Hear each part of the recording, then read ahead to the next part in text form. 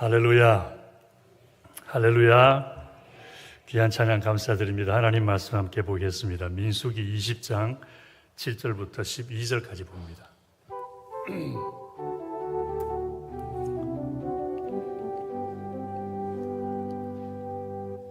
같이 합독해서 읽도록 하겠습니다. 시작. 여호와께서 모세에게 말씀하여 이르시되 지팡이를 가지고 내 형 아론과 함께 회중을 모으고 그들의 목전에서 너희는 반석에게 명령하여 물을 내라 하라.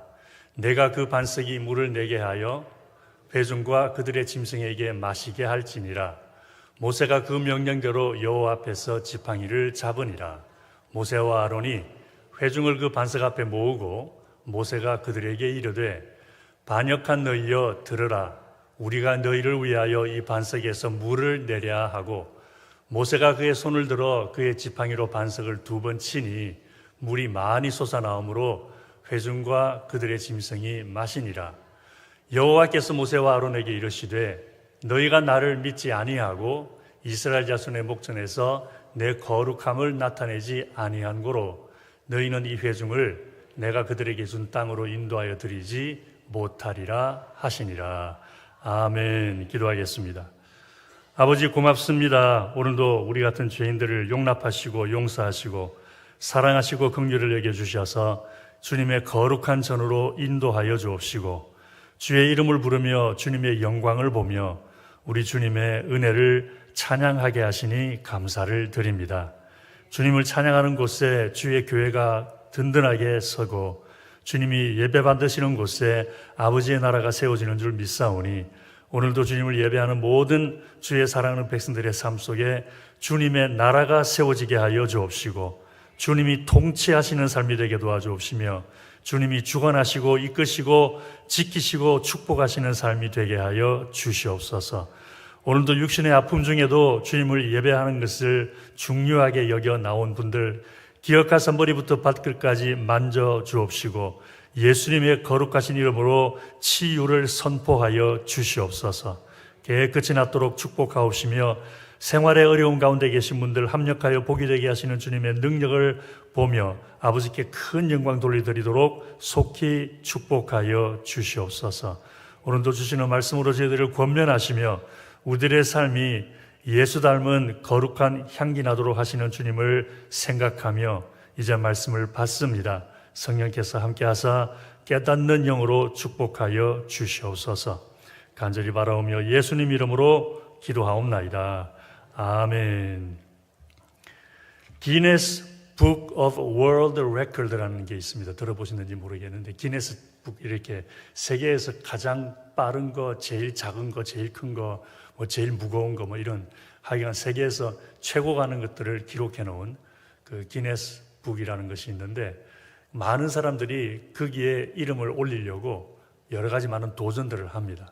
근데 별의별 게 다 있는데 그 중에 하나가 접시에 담겨 있는 커스터드 파이라고 이렇게 하얗게 이렇게 구름처럼 이렇게 부풀어 오르는 것 있죠. 이렇게 캔에 들은 거 쭉 짜면 이렇게 올라오잖아요. 케이크 위에 바르는 것 같은 거. 그런 거를 접시에 담아놓고 이 접시를 앞에 서 있는 사람에게 집어 던져서 그 사람이 1분 동안에 몇 개를 맞히는가 그것도 있습니다.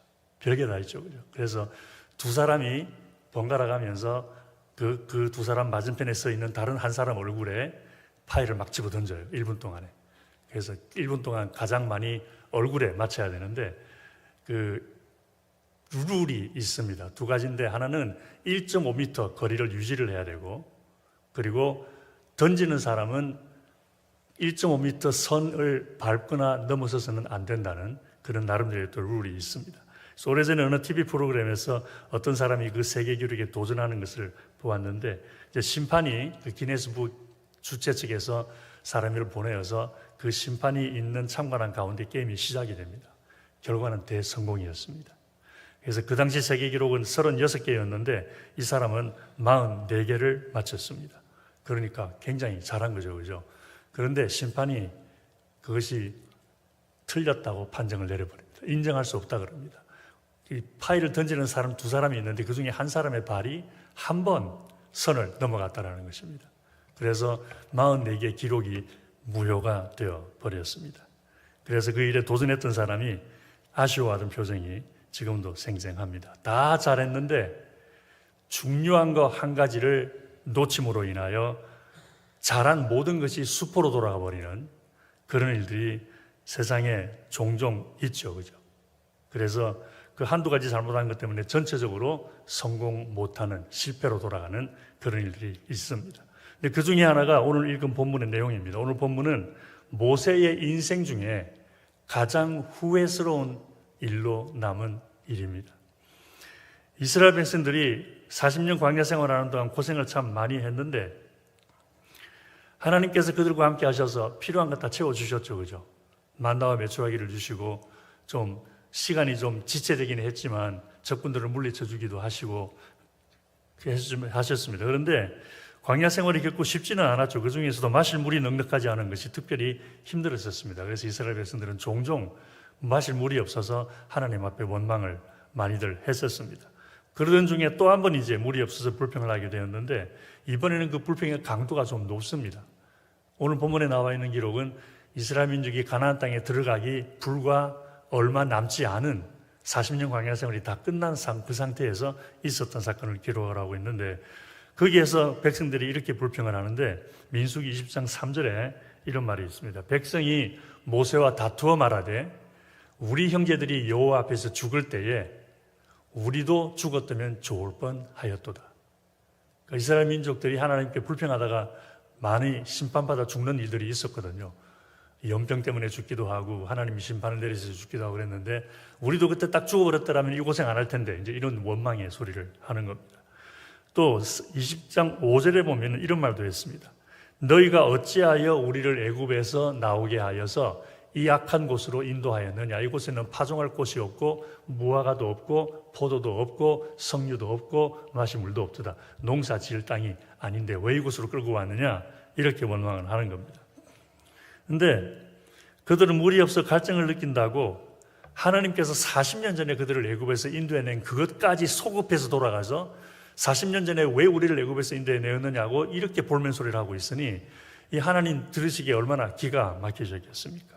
그러면서 하는 이야기가 고생하는 것보다 차라리 죽는 것이 훨씬 더 좋을 뻔했다 그러니 이거 애굽에서 죽을 고생하는 사람들을 끄집어내어서 구원해 줬더니 한다는 소리가 물에 빠진 사람 건져두었더니 뭐 보따리 내놓으란다고 왜 우리를 구원해냈냐고 차라리 죽는 게 이런 말을 하니 얼마나 안타까운 일입니까? 그래서 모세가 어떻게 해야 할지를 몰라서 하나님께 기도를 합니다. 그랬더니 하나님께서 오늘 본문에 읽은 것처럼 반석을 명해서 물을 내도록 하라고 지시를 하십니다. 반석아 물을 낼지어다 이렇게 말을 하라는 거죠. 그런데 바로 여기에서 모세가 치명적인 실수를 합니다. 모세는 반석을 명령하기보다는 어떻게 했죠? 지팡이로 바위를 2번을 칩니다. 무슨 말입니까? 하나님 말씀을 따르지 않았다라는 것이죠. 왜 모세는 반석을 명하지 않고 지팡이로 쳤을까?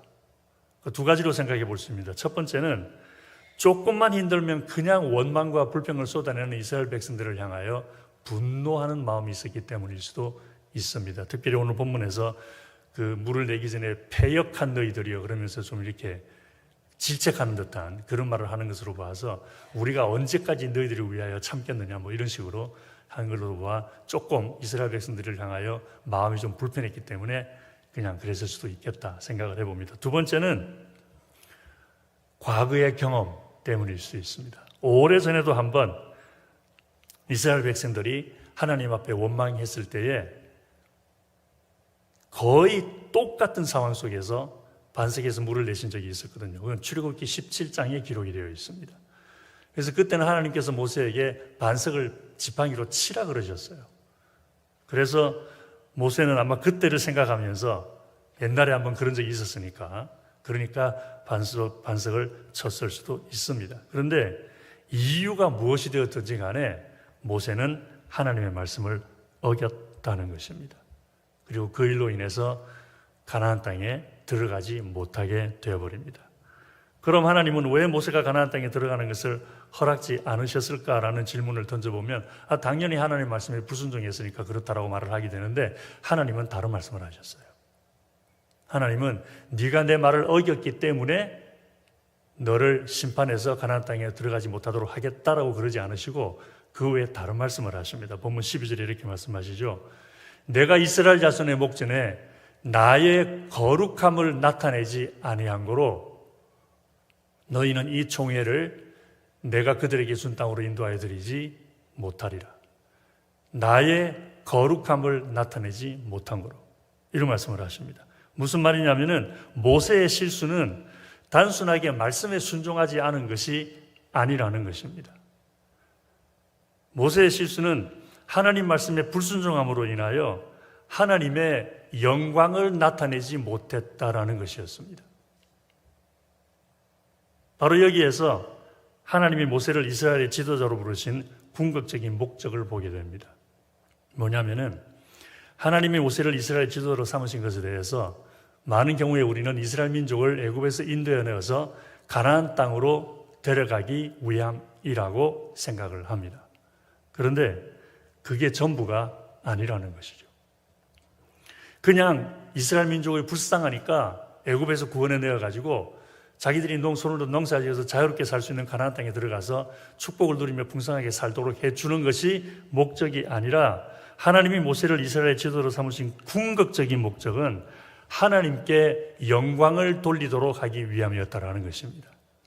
할렐루야. 이거 분명히 깨닫게 되기를 주의 이름으로 축원합니다. 그냥 이스라엘 민족을 애굽에서 구원해내는 것이 궁극적인 목적이 아니었습니다. 그들을 축복해서 가나안 땅에 잘 먹고 잘 살도록 해주는 것이 궁극적인 목적이 아니었습니다.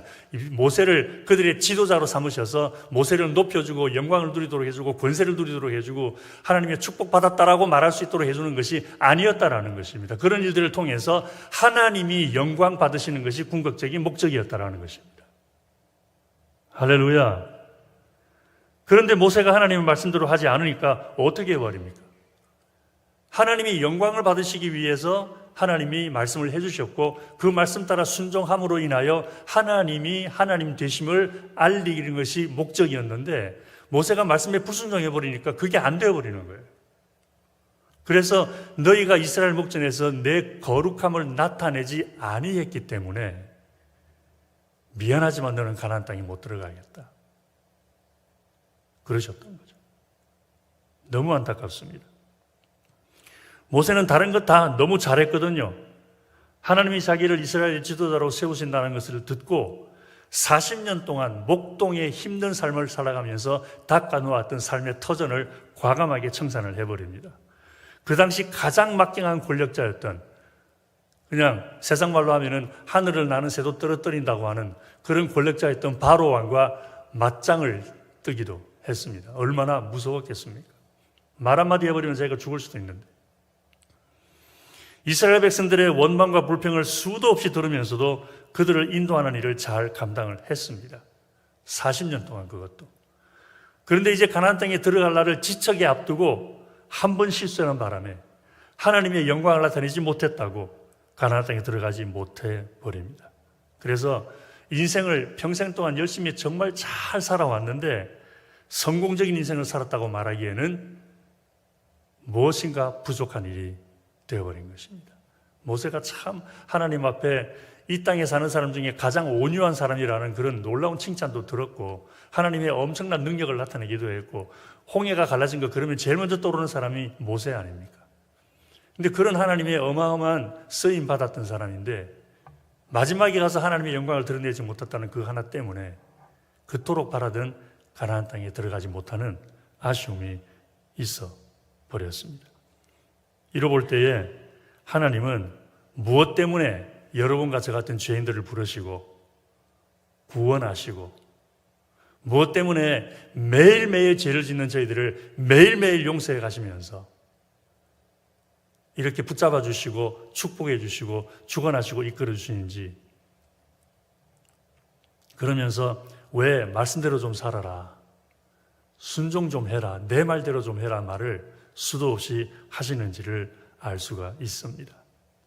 일반적으로 하나님 말씀에 순종하여 하나님의 기쁨과 영광을 위해 살아야 한다고 하면은 축복과 영광을 많이 시킵니다. 그래서 정말 없고 어렵고 힘들고 당장 어떻게 해야 될지 어떻게 할 수 없는 그런 막판에 있는 상황이 아니면 하나님 말씀에 순종하면 축복받습니다라는 말이 귀에 잘 들어오지 않습니다. 오히려 부담스럽게 여깁니다.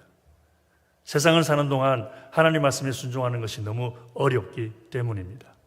근데 얼마나 어려운지 하나님도 그것을 아시고 너희들 힘으로는 절대 내 말에 순종하는 삶을 살아가지 못하니까 내가 너희들에게 도울 자를 보내어 주겠다 그러시면서 성령님까지 보내어 주시면서까지 우리가 하나님 말씀에 순종하는 삶을 살기를 원하십니다. 그리고 그 이유는 단순히 우리가 축복받으며 잘 먹고 잘 살라는 것을 넘어서서 우리의 인생이 성공적인 인생이 되기를 원하시기 때문에 그렇습니다.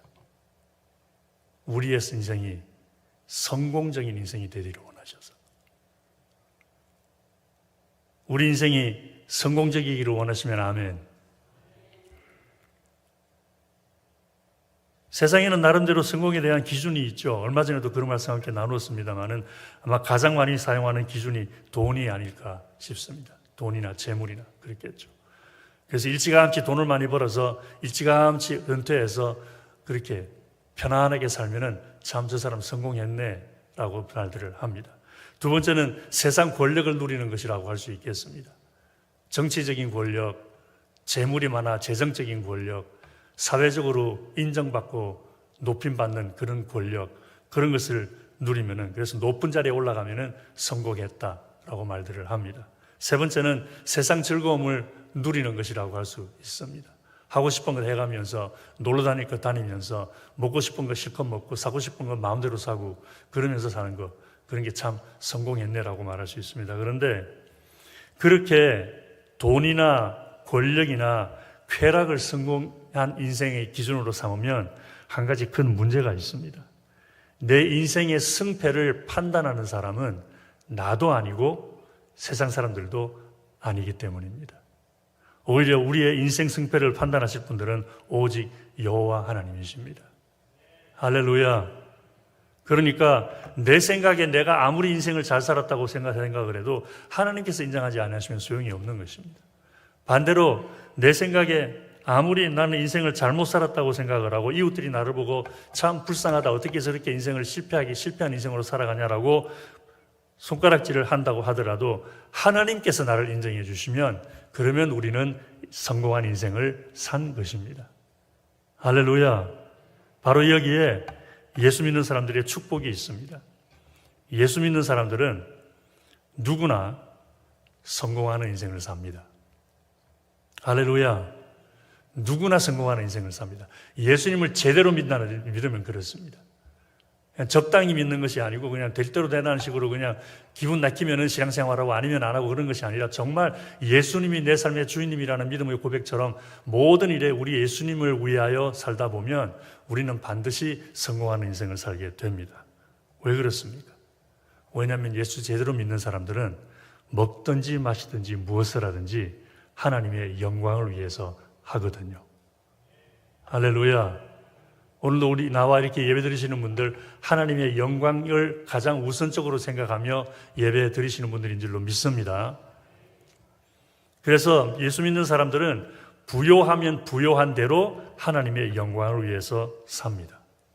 가난하면 가난한 대로 하나님의 영광을 위해서 삽니다. 건강하면 건강한 대로 하나님의 영광을 위해서 살고 병들면 병든 대로 하나님의 영광을 위해서 삽니다. 얼마 전에 아버님 뵈러 LA에 갔다가 아주 오랫동안 알고 지내던 집사님 네 분을 만났습니다. 근데 그 아내 되시는 분이 좀 큰 수술을 하게 되어서 발이 많이 아픈 상황이었는데 굉장히 힘든 수술이었는데 그 수술 앞두고 조바심도 나고 그러면서 같이 기도를 하는데 이런 말씀을 하시더라고요. 이렇게 수술을 하게 되는 것도 하나님이 영광을 받으시려고 하는 일이시겠죠. 감사하며 견디려고 합니다. 할렐루야. 예수를 제대로 믿는 사람들은 건강하면 건강한 대로 하나님 영광을 위해서 살고 몸이 아프면 아픈 대로 하나님의 영광을 위해서 삽니다. 기쁜 일이 있으면 있는 대로 하나님의 영광을 위해서 살고 억울하고 슬픈 일이 있으면 있는 대로 하나님의 영광을 위해서 삽니다. 할렐루야. 그렇기 때문에 무슨 일이 있더라도 예수 믿는 사람의 인생은 성공적인 인생이 될 수밖에 없습니다. 그리고 그것을 잘 보여주는 성경 인물이 두 사람이 있죠.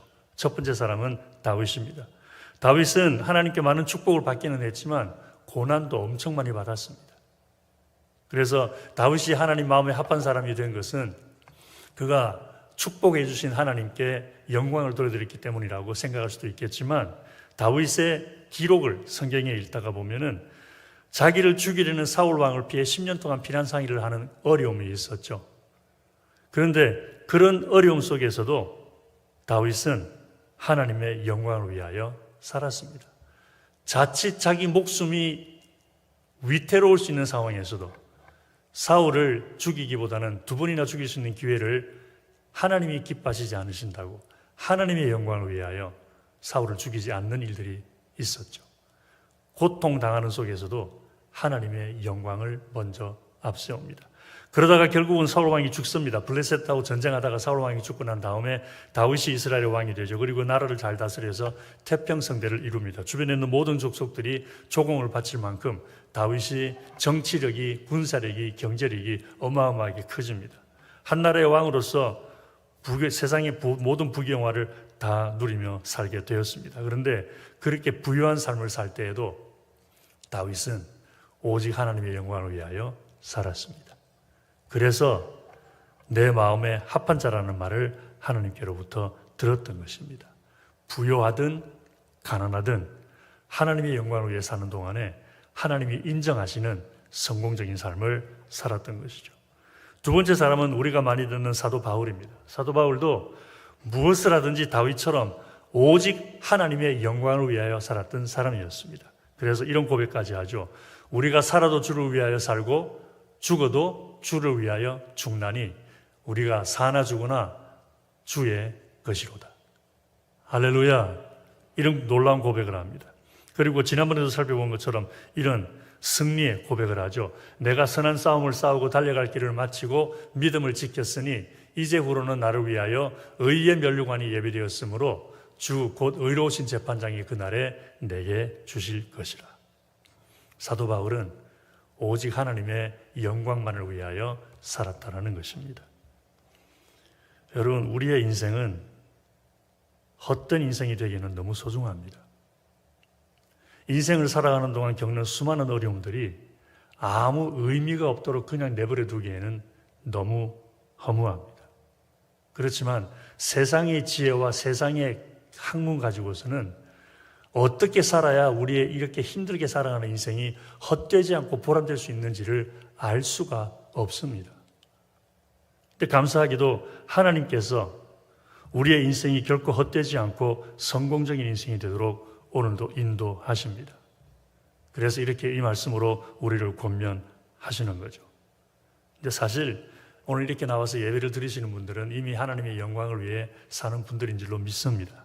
그러니까 나와서 예배하는 거죠. 예배뿐만 아니라 생활 전반에 걸쳐서 무슨 일을 하든지 먹든지 마시든지 하나님의 영광을 위해 하는 우리가 되기를 바랍니다. 그래서 힘들게 살아가는 우리 인생이 결코 헛되지 않고 하나님이 인정하시는 성공적인 삶이 되면 참 좋겠습니다. 특별히 오늘 금요일 저녁에 뭐가 있죠? 옹기장의 초청 특별 찬양 집회가 있습니다. 찬양 집회에 참석해서 하나님을 찬양하는 것, 하나님께 영광이 될까요? 안 될까요? 되겠죠. 그래서 아주 형편이 어렵지 않은 이상 모두들 나오셔서 찬양의 은혜를 받으십시다. 찬양 집회가 잘 되기를 바라는 것이 아니라 저는 우리 성서교회 성도님들이 하나님께 은혜 받기를 원합니다. 찬양해 주시는 찬양의 은혜가 있어서 찬양 속에서 선포되는 우리의 믿음의 고백, 예수님이 나의 왕이십니다. 오늘도 우리가 찬양 중에 그런 얘기했습니다만 예수 나의 왕이요, 예수님이 나의 왕이 되십니다. 예수님 나의 구주가 되십니다. 예수님만이 내가 따를 나의 주님이십니다라는 고백 속에 사탄 마귀가 물러가고 흑암의 권세가 떠나가고 하나님의 나라가 우리의 삶 속에 온전히 세워져서 정말 주님의 축복을 누리고 헛되지 않은 인생을 살아가게 되기를 너무너무 원합니다. 그래서 이번 금요일 날 모두들 나오셔서 함께 주님 찬양하면서 하나님께 영광 올려드리면서 하나님의 은혜를 누리는 그런 시간에 우리 모두 동참하게 되기를 주의 이름으로 축원합니다. 기도하겠습니다. 고마우신 아버지 하나님, 아무리 잘 살아도 헛될 수밖에 없고 아무리 권세를 누리고 재물을 쌓아도 헛될 수밖에 없으며 아무리 오래 건강하게 잘 살아도 헛될 수밖에 없는 인생을 아버지께서 헛되지 않는 성공적인 인생으로 이끌어 주심을 감사를 드립니다. 주님만이 우리의 힘들게 살아가는 인생을 보람되게 해주시는 분이심을 이제 알았사오니 주님을 섬기는 일에 최선을 다하며 순종하는 삶을 살 수 있도록 성령님 도와주시고 순종의 영으로 저희들을 축복하여 주시옵소서. 간절히 바라오며 예수님 이름으로 기도하옵나이다. 아멘.